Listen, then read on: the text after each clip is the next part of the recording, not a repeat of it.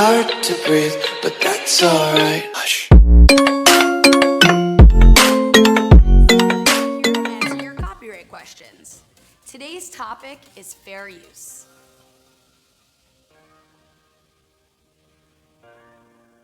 First, what is fair use?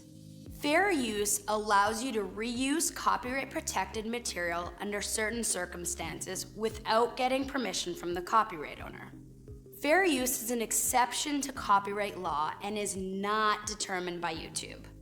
Let me say that again. YouTube does not decide what is fair use and what isn't. Only the court can do that. What counts as fair use? Different countries have different rules about when it's okay to use material without the copyright owner's permission. In some countries, it's not even called fair use. For example, in the UK, it's referred to as fair dealing. Aside from what your country calls it, courts usually focus on whether your use of another person's song or video is transformative. Basically, they're asking if you added new expression or meaning to the original work, or if it basically copies the original. For example, in the US, content that might be considered fair use includes commentary, criticism, or news reporting. Also, keep in mind that just because you say something's fair use, give credit to the copyright owner, or add a disclaimer like no infringement intended, it does not mean that you're protected. How is fair use determined by law? Determining fair use is never a cut and dry process. In the US, fair use can only be determined in court by a judge. The judge will look at your case overall based on a few different factors. Here are a few things to keep in mind based on what the courts look at.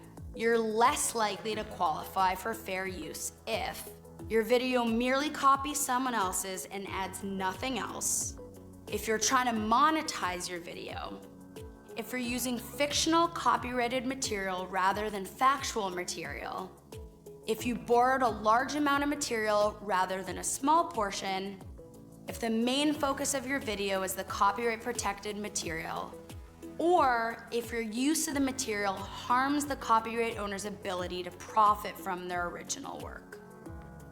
So, all of these are helpful factors to consider when thinking about fair use. But also keep in mind there is no guarantee that you'll qualify for fair use just because you take these factors into account. For example, just because you don't monetize your video, or if you only use a small portion of the copyrighted material, that does not mean you automatically qualify for fair use. Again, the courts look at everything holistically, and there's always a risk involved when using someone else's copyrighted work. Think carefully about all of these factors and get legal advice if needed. Companies are claiming just a few seconds of a video. How is that not abuse? One of the biggest myths about fair use is that there's a minimum amount of time you're allowed to use someone else's copyrighted work.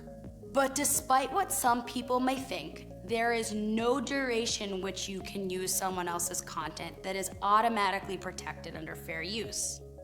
In fact, courts have rejected fair use arguments for songs that only sample a few seconds of someone else's work. So if you're using any amount of content that you don't own, even a few seconds, you're taking a risk of receiving a claim or a takedown.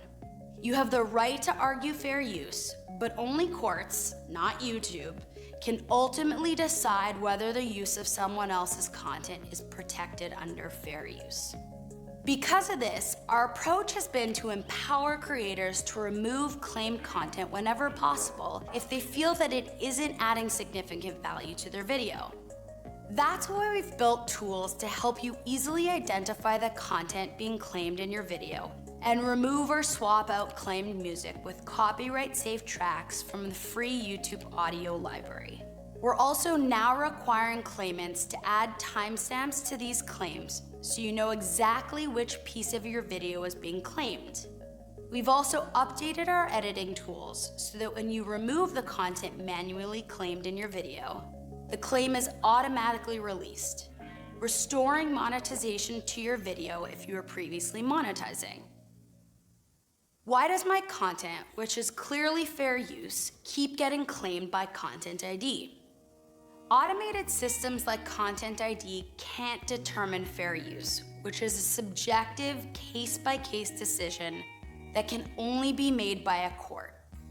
While YouTube can't arbitrate fair use disputes, and automated systems like Content ID can account for fair use, this doesn't mean that fair use can't exist on YouTube. If you're a creator, you should avoid relying on fair use unless you understand how the rules work and you're prepared to defend your position through the Content ID dispute process and potentially the counter notification process. This forces the claimant to withdraw or to file a lawsuit. This isn't a decision that should be taken lightly or without legal advice, but it is the most powerful step you can take if you want to pursue a fair use defense, and will force the most thoughtful review from the claimant. And that's it for fair use.